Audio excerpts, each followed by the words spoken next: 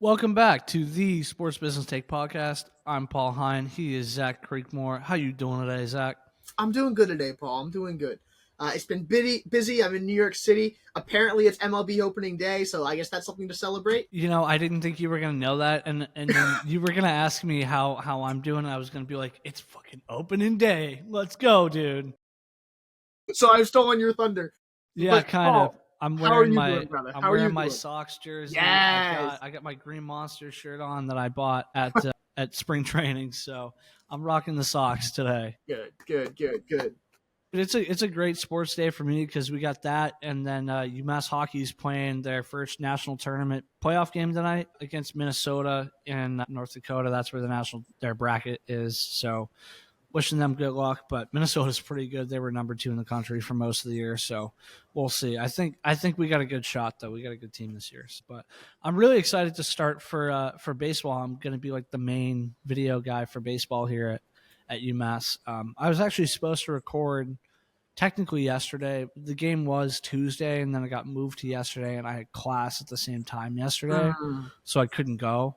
But I'm doing the first official home series against URI on Friday and Saturday, so That's awesome. Definitely looking forward to that. Glad that it's going to be like summertime season of that kind of vibe soon. We completely missed March Madness in our recording schedule because, it's not over, but at this point, we're in the middle of it. It wouldn't make sense to talk about it right now. Probably when it's over. We had a crazy couple weeks, and then I was in Florida for Red Sox spring training. Went down there for 5 days with my dad, and that was a really cool experience and one that I'll never forget. I got to sit basically front row for most of the games, and they let us bring our cameras in there and take pictures and everything. So I have a lot of content out on my paulhine.media account right now from that. And I've been trying to kind of go outside of the box with some of my content creation. I just bought a thing that goes around your neck, and it's a magnet for your iPhone, like an iPhone holder,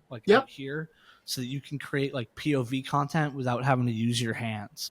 Oh, that's quite nice. So trying to incorporate that a little bit more. Maybe I'll do that for some of our stuff too. If I was wearing it right now, I could just record a time lapse of the pod and then just speed it up. Of the pod from here up. Yeah, just speed it into no, I would record the computer. Oh, okay, yeah. But then just speed it into a minute long video of just us going.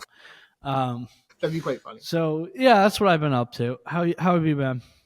I've been good. I think same here, right? Keeping myself busy, working hard in Manhattan, living the city life, doing my best.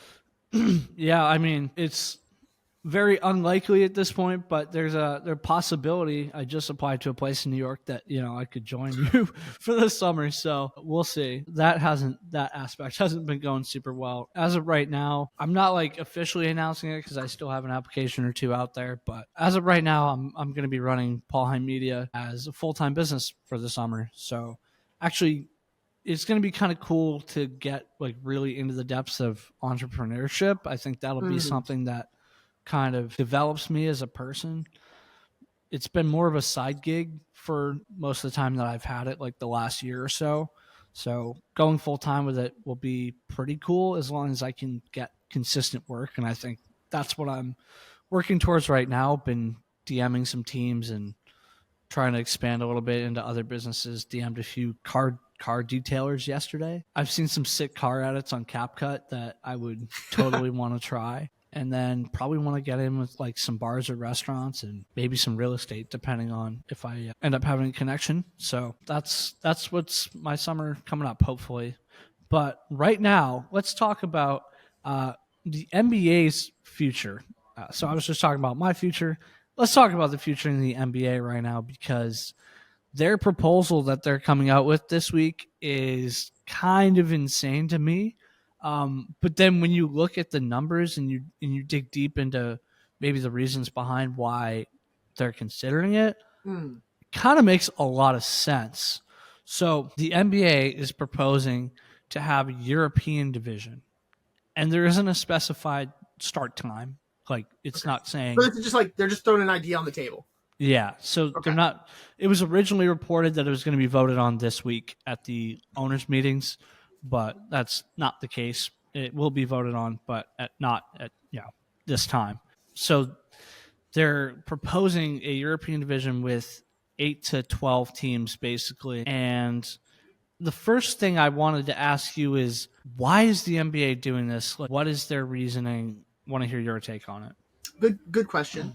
And I think it really comes down to a simple fact of the NBA is trying to find out how they can get into this European market. I think they definitely have some buy-in with, and they've been trying to do more promoting stars like Victor Wembanyama, other French very strong nationals players. You could see Spain strong national players that play in the NBA. Serbia. Right, Serbia as well.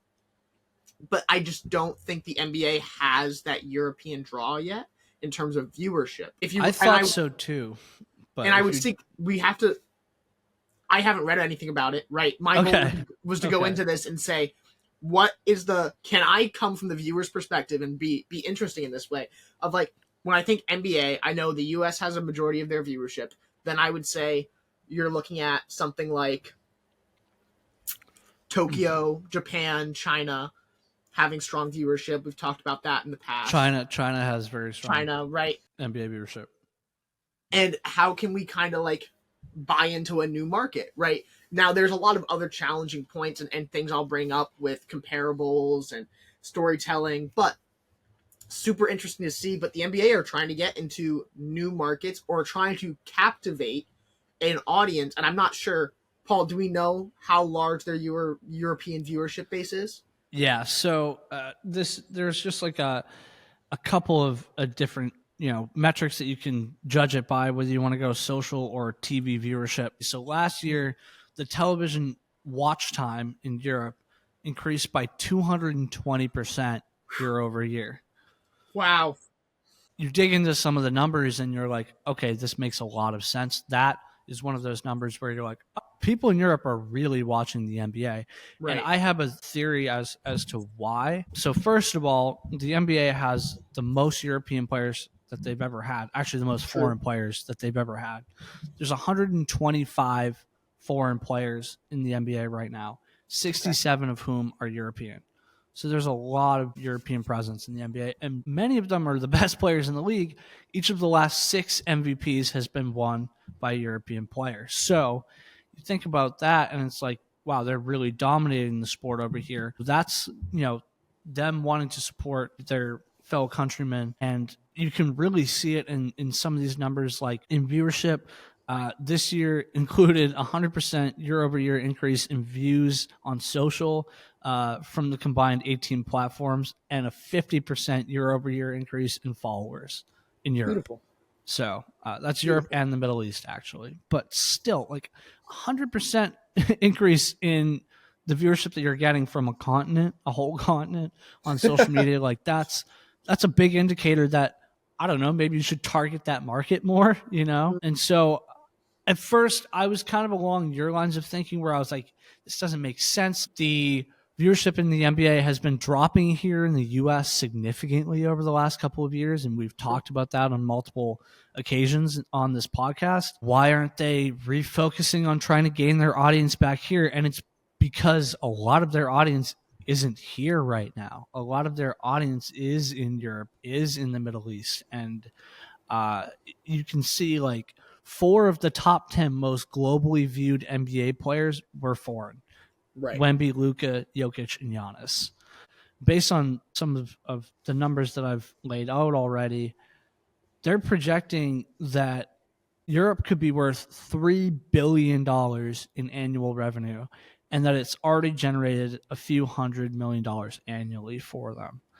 When you look at the monetary value that really has become attached to the NBA European fan, it makes total sense why they would try a European division. But how do you think that people in the U.S. are going to view this, not knowing those things? I don't see people in the U.S. viewing it negatively. It doesn't really affect them. Mm-hmm. Right? Unless it becomes a drain for NBA talent, I don't see it being a massive issue in terms of, I guess you would say, a conflict of interests, right? This isn't a conflict of interest. This is the NBA trying to grow and trying to engage a new audience. It doesn't really affect a US viewer. Now, when it would affect a US viewer is when an NBA team or an NBA team, quotation marks included, right, in Europe is competing for that top talent, right? So if Yeah. somebody who's an LA Lakers fan and now there's a team based out of Serbia that's like, is it Yeah, Luka's Serbian, I'm pretty okay, sure. thank you. Right, you get what I was thinking, right? If Luka's now Let me double okay, check let that. let I me know go. Jokic is. I feel like he is. I'm just not sure. He might. I think he's in a different Eastern European country. I searched up Luka country of origin. it just gave me the name. Like I thought it would know who I was talking about. No, it would 100% go. Oh, he's from Modric first. Slovenia. Okay, Slovenia. So right, per se, a Eastern European team. Maybe they're Slovenian, maybe they're Serbian. Comes in battles for one of those big wigs that are playing in the NBA, and they can have the money that financially back that.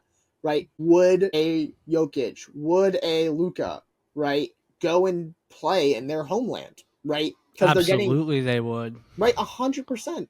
So this is where the real challenge comes in. Is right now in immediacy, it's not going to affect the NBA viewer, nor is it going to affect the NBA experience. But how does what it you're affect saying is it could affect the competitive balance. how does it affect the competitive balance now, and how does it affect the competitive balance in 10 years?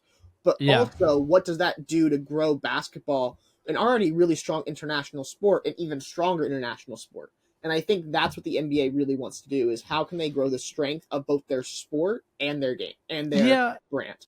So yes, you're right. It is already a widely recognized international sport. And I guess that was why I was confused as to why they were doing this, because there is the Euroleague already. Basketball already has a very strong existence in Europe, right? Yes. And they have a lot of talent that comes out of there.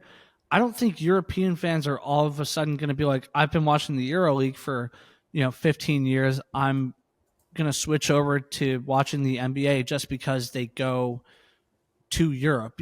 I think that like a lot of it is probably rooted in the tradition that they have in those European leagues, and especially because I just watched Court of Gold on Netflix. It's a series about this past summer's Olympics. The lights turned off in here, if you didn't notice. So it was about this past summer's Olympics that Netflix did. They followed France, Serbia, the U.S., and there was one other. I forget the other country, but they followed 4 teams, and it was very apparent that international basketball in Europe is not just solely reliant on the NBA for fandom, right? Like these kids grew up watching their countrymen compete in the Olympics and in international basketball tournaments, and that's what matters to them.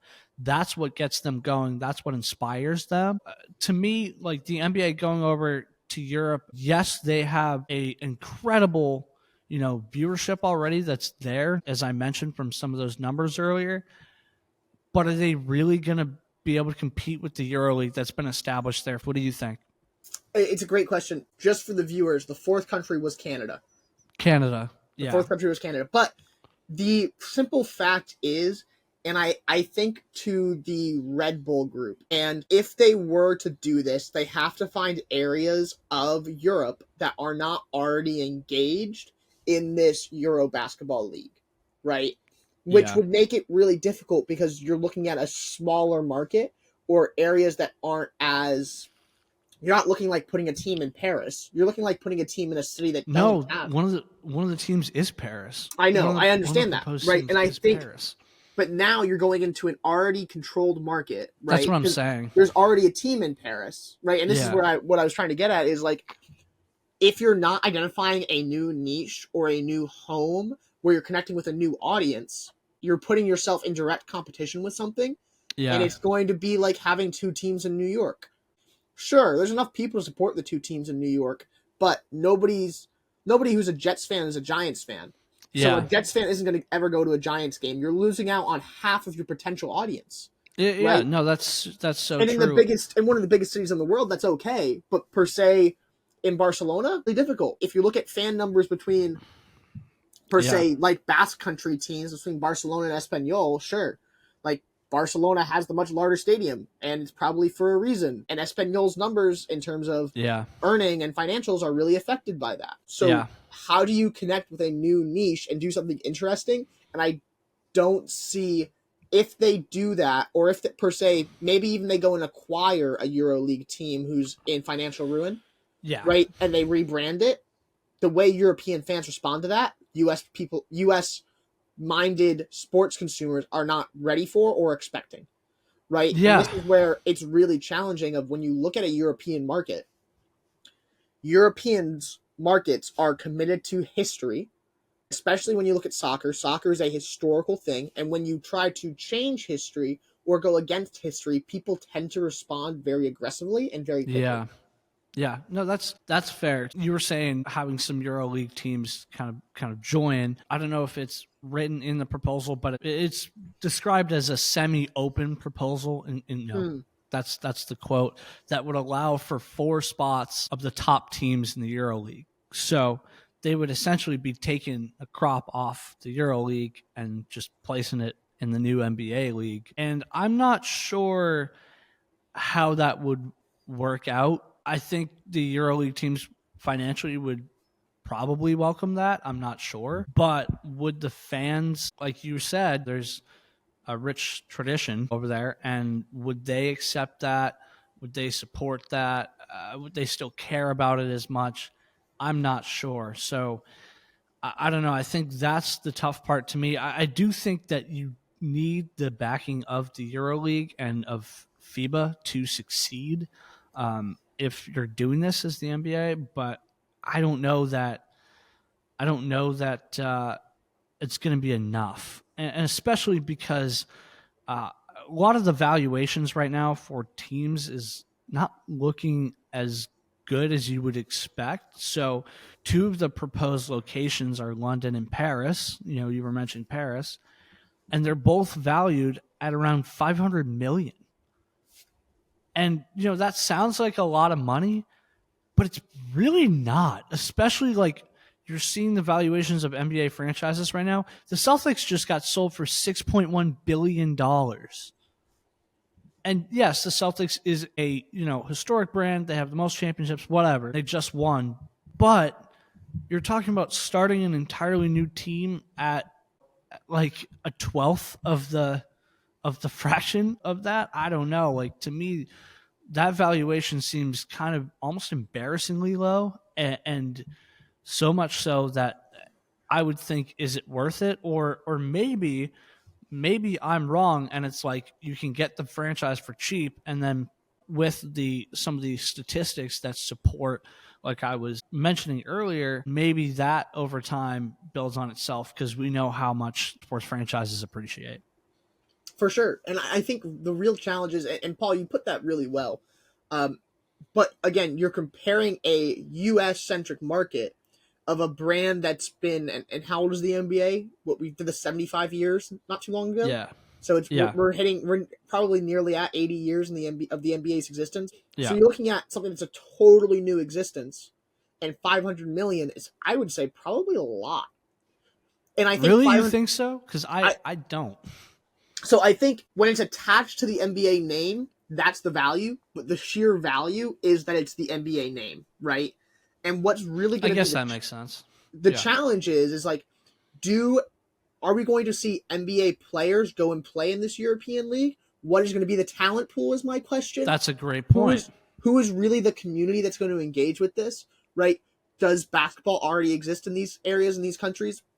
Which it does. The secondary travel challenges, and I don't think the NBA would have a really hard time with this, is like travel in Europe rather than just going. It's actually probably a lot easier than you would think than it is in the States. Yeah. So I would say that's not going to be a massive issue, but passports and travel and being allowed into countries, you're also getting into how does the war in Russia and Ukraine affect this, right? And affect travel in these countries. Yeah, so I think they'd probably stay away from anywhere that's affected by that, at least to start with. Yes, and I 100% agree.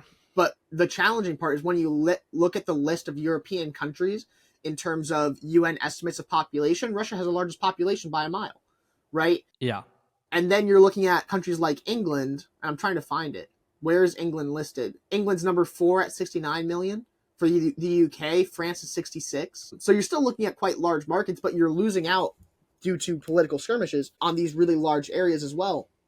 So what are the challenges, and how do you kind of do this and build this when, especially as we already said, there's already something that's been set up for 20 years that has a history, that has really historic rivalries. I right? guess And my counter would be Rome wasn't built in a day. They're Yeah, not going to 100%. go in and take over all of the European market right away. But I do think that having a couple of EuroLeague teams in there is a good start point. I just don't know what the buy-in would be like. And I think, like you were mentioning, it would be a lot based on the talent pool. That was a very good way to phrase it, because is this going to be more like the G League level of play? You know, are guys just going to go from college into this league and it's a lower level that, you know, that didn't get drafted?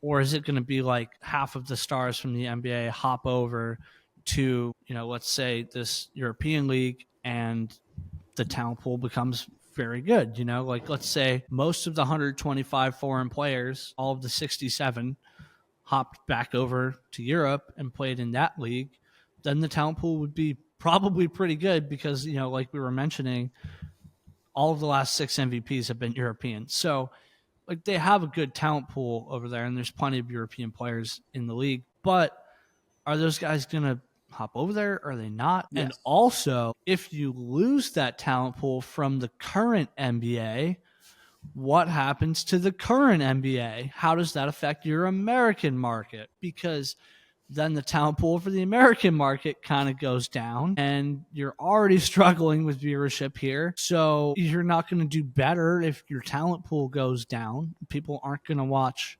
players that aren't as good, right? You have a lot of young stars in the league right now that are very marketable, and yet your viewership is still not doing very well in your country of origin, like your home base. So I don't know. It seems like a big risk to me.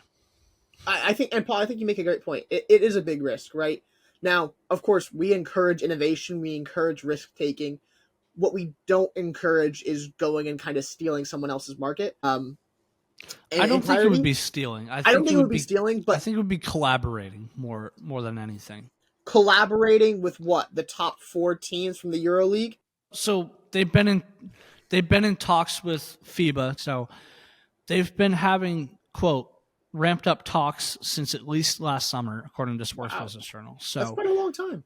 So it has been in the works for a while, and I think it really did start with this last Olympics, where there was a lot of international attention on this because the U.S. had like a Dream Team 2.0 with LeBron, Curry, KD all playing on the same team, and that was probably the only time you're ever going to get to see that now that they're all towards the end of their careers. I understand it's hard because I understand both sides of the issue.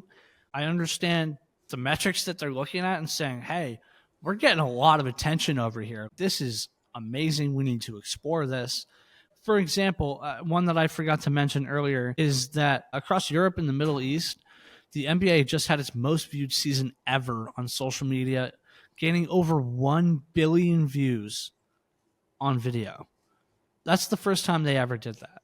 1 billion views from their social videos, which is in big. That region, which is huge. So I understand the thinking behind, hey, let's explore this market more. We obviously have a big following here. Completely get that. But I guess where I'm stuck is, if you do that, where does that leave you at home? Where does that leave you in your major market? Because like you said, if the European players start to leave the current NBA and hop over, what are we left with? What happens to the viewership? There's consequences to everything, right? So I guess it's just thinking through, what do you want the NBA to be in 10 years? And I think that's a great question, right? What do you want the NBA to be in 10 years? What is the goal? What is the goal in terms of potential growth for both the NBA, but international basketball as a whole? I think obviously the NBA and Adam Silver, right? That's the right name, right? Yep. Okay. They are really bought into the idea of growing the sport of basketball, building really great communities, and making really strong and amazing impacts, and bringing investors into new areas and new markets, which should be really great. I think what's really great here is like these will putting teams in these cities will create more jobs, right? And that's awesome, Absolutely. right? Yeah. That's a really great thing for sport and people who want to work in sport, right? Yeah. It's a highly I was competitive just market. about to say The that more as jobs, the better, right? right, as But someone who wants to work in sport, yeah, it's awesome when you get a new league, when you get new teams that, you can get opportunities at, but how how stable will it be is always a question, but yeah, that's exactly what I was it's going to valuable. say. That's exactly what I was going to say. I also think and go to the headspace of, okay, this feels a bit like the European Super League to me, where you're like, okay, Interesting. how can the top teams come and buy into something where they're going to be able to make more money than ever before? Now, it's very different, but if you're just going to plop and pick the best teams from the European League or the European Basketball League and put them into a new league, what does that do to the current and existing European League? Yeah. All right, episode 53, part 2. I was kind of interrupted. I guess there was a class in the room that I was in my dorm building, which is super strange to me, which I never knew before. So I guess maybe next time I'll pick a different recording location. But where did we leave off in the NBA Europe basketball talks? So this is what I was getting at, and I'll make it a bit more clear and abrupt. You were comparing it to the Super League. Yes, so like European Super League, best soccer teams in the world, all joining one random league. This kind of happened during COVID, right? Not one random league, but one new I remember. league, right? Yeah. With the intention of they're going to make the most money ever possible in the world, right? So it's just a massive money grab. How quickly does this go? Okay, we're going to take the Panathinaikos, like the best teams in the European League, and I'm the Euro League. The Euro That's League. the name I was looking for. And they just jump ship to something that's a new project. Then what does that do to the remaining teams in the Euro League? How does that affect how they are set up? So if I'm FIBA and I'm really invested in this, and I'm invested in, per se, the NBA teams coming to Europe, right? Because it means more money for me and my organization. Yeah. And I'm also invested in the Euro League and its continued the infrastructure success, that you've already built. That we've built. And I'm not entirely sure what that infrastructure looks like, if it has promotion or relegation, if there would be new teams to fill those slots, and what that really is set up to look like. You got to believe they would have to create some new teams. If the NBA is taking a couple off the top of the league, especially, you got to create some new talent, right? Exactly. But sure, growing the talent pool is great, giving more opportunities to players that are in the G League, right? And giving more opportunities for that. But how does that affect the Euro League? How it's set up, the infrastructure that it has, the money it makes. How does that affect their other competitions, like the European Basketball Champions League, right? Yeah. So I think there's too much infrastructure built, and maybe there isn't because it's only 20 years old. Maybe there's enough. I think it's a little older than that. Let me okay, just to make sure. Per se, if it's less than 100 years old, right, maybe that's not too old to see infrastructural change in this sense. But it's really challenging to go and say we're going to remove our top talent from our existing. It's way older than 20 years old. How much? According to Wikipedia, the league was first organized by FIBA in 1958. So 1958. So it's 70 years old ish. Yeah. So right. a little bit younger than the NBA, but still. Then that makes me feel a lot more comfortable with what I'm saying. Is that just sitting there and saying I'm going to remove teams who have been our top performers across the last 70 years from this league, and then go and put them into a new league that we're just taking a chance on, right? Like, it doesn't make sense from a European-focused perspective. Yeah, you're right. Like, why would FIBA want this to happen? It's a great money move for FIBA, right, to bring in new investors, to bring in more money. But what are the consequences? If the NBA is really invested in the European market, they need to find a way for their teams to compete with European teams that does not interfere or does not interrupt, per se, the current infrastructure that exists in either. So you're not interrupting and removing the NBA talent pool, which we were really concerned about, and you're not per se just cherry picking the best teams from the Euro League and creating this massive conflict. Yeah, but I think what's hard with that is that's kind of where we're at now. The NBA has already played 40 international games in Europe, regular season games. So no, but that's NBA teams going and playing in Europe. Yes. Yeah. I'm saying NBA teams playing against EuroLeague teams in a tertiary competition. Yeah, so something like adding another international tournament. Yes, so taking away regular season games and building an international competition. Then in that sense, like there already exists like the FIBA tournament, like the international tournament that already exists where players just go play for their countries and then But that's not whoever the same thing. the top teams qualify for the Olympics. But It's not the same I thing, know though. it's That's what I'm it's saying. not the same thing. I know it's not the same thing, but do you think that it would kind of get diluted or that there would be like too much almost for do you think it would be too much A for the players and B like too much to keep track of for fans? What I would say is it already exists in soccer. So if it already exists in soccer, and if No, we're saying that's that's fair. the comparable, right? For basketball wanting to be a bigger sport in comparison to the biggest sport in the world, right? Can you then go and say, why wouldn't we do that and grow our market in that way and offer new and more places for people to watch our games? Because that's exactly what they're doing already. They're adding So another entire league. what would you have them do then? Just add like one or two European teams to play against? I would say that we expand the European Basketball Champions League to include NBA teams and make it a entire kind of like Club World Cup esque competition. Isn't that kind of like a version of what they're talking about? I know they're talking about just adding, 8 to 10 NBA teams, but I guess what you're suggesting seems like a similar version of what we're talking about. What my suggestion is similar, but it does not remove the NBA talent pool. One, it does not remove. Well, we don't know that that's a guarantee. Sure, maybe NBA players would go and play for EuroLeague teams if they have more access to money. I don't know. But that's not a controllable. That's a choice on the players and a choice on the EuroLeague teams depending on how much they pay their players. It does not remove the best teams from the EuroLeague. It makes more money overall as a NBA process. It brings EuroLeague teams to the US. It brings NBA teams to Europe.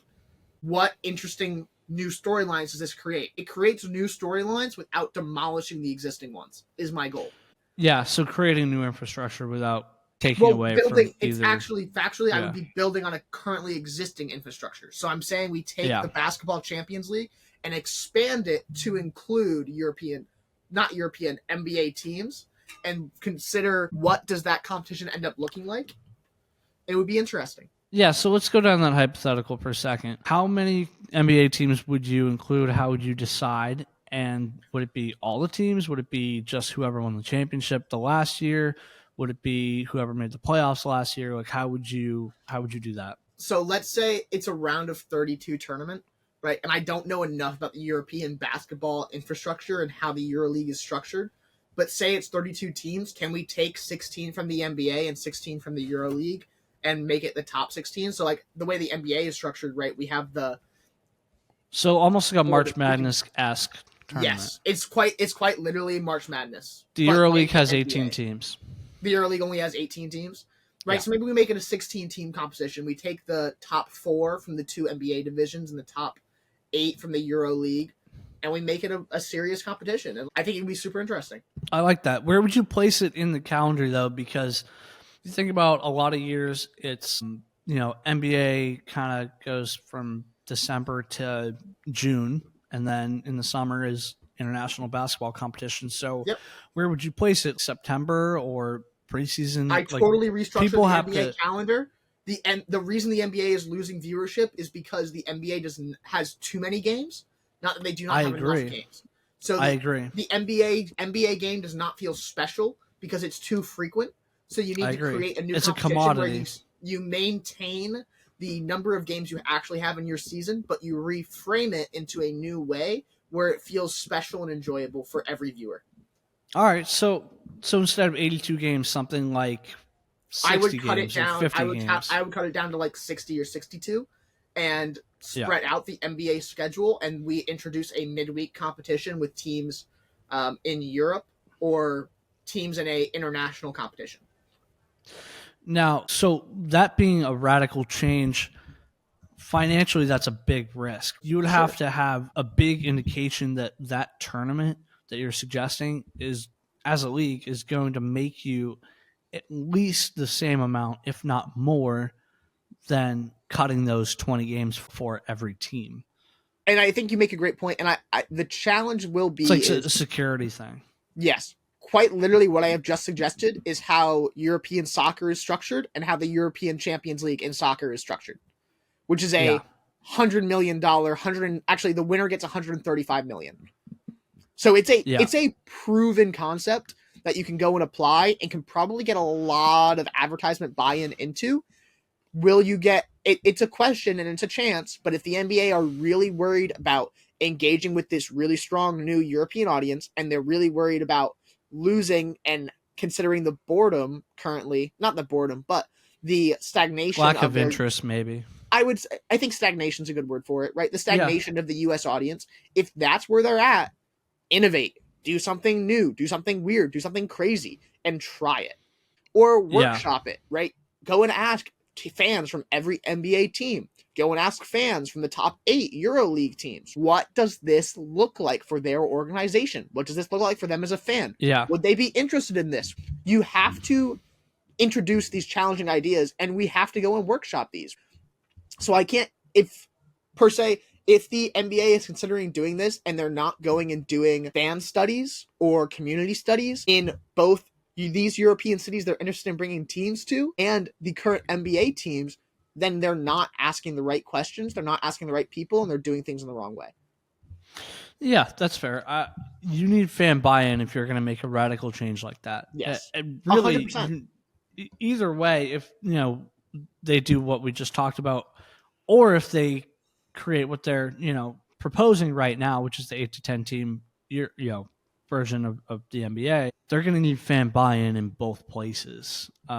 So that's something that has to be gauged before it gets ratified. They need to do a And lot of fan polling. They need to do so much fan polling, it's not even funny. but even then, how does it actually play out in 5 to 10 years? Because who knows what the restructuring looks like? You and I have suggested that possibly it changes a lot of the entertainment value and structure of the current NBA and also of the international basketball landscape as a whole. I think it's something you can't really know yet, but let me end it with this and ask this question. Do you think this step for the NBA creating an 8 to 10 European league would be a positive step, or would it negatively affect them? We've talked about some of the potential consequences. We've talked about the upside with their growing audience over there. Conclusion, what do you think? It's a question of how they do it. Growth in every capacity can always be great. But if it's unnatural, it can hurt them. So the question that I would then ask is this natural or unnatural growth? Are the NBA trying to throw fertilizer onto their product in a way that they shouldn't be? That's very metaphoric, and that's probably not a really great answer to your question, because I'm just saying it could be both. And I really think that it could be great, but it also could be horrible. But I would say growth overall in general is generally positive. Yeah. So do you think that it would take away from the product here based on what we've discussed? No. I think the NBA talent pool is probably a lot larger than we actually think. When I you agree. look at, and I forget the name, but I've seen Instagram reels. There's G League players that come up and they play one game after a 10-year career in the G League and they drop 30 points. The NBA talent pool is a lot larger than you actually think. The G League is probably quite strong, and it could be something that there is the players and talent to do that, and there are opportunity for new names to grow. Yeah. So I think the talent pool is there for, if they grow, that it could be great. I'm going to be totally honest that me personally, in terms of opinions, I'm not a fan of this. I'm a fan of the NBA exploring new, more radical change like I just suggested, but it would be really interesting. I mean, in a sense, they're exploring something that they've kind of already done. They've already launched leagues in China and Africa. So I actually had no idea that they had an African league at all until I started looking into this. But it does make me think, like, you've seen the process in a couple other places before, so you understand maybe what does or doesn't need to happen to be able to make it work and make it successful.